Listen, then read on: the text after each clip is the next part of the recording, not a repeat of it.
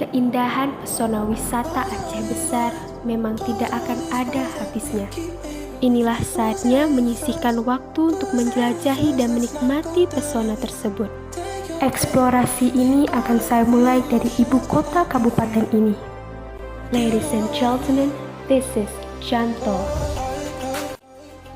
Eksplorasi ini dibuka dengan pemandangan alam yang semerbak hijau dari pohon-pohon yang rindang, aliran sungai yang begitu tenang, seirama dengan kicauan burung yang mengitari bukit.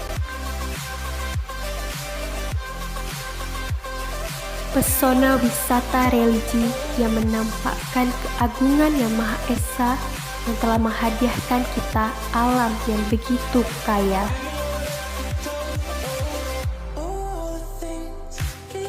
Menyajikan kuliner khas Aceh dengan panorama, keindahan bukit dan hamparan hijau, sungai yang terbentang luas, dengan langit yang begitu biru,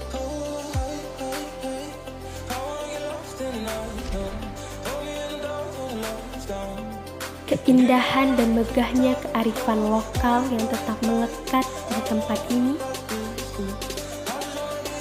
memberikan sensasi baru dalam berwisata.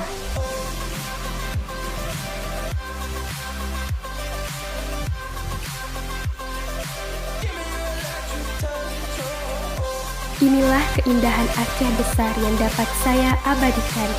Saya Cuksara Humaira dan saya terpukau oleh Aceh Besar yang mempesona.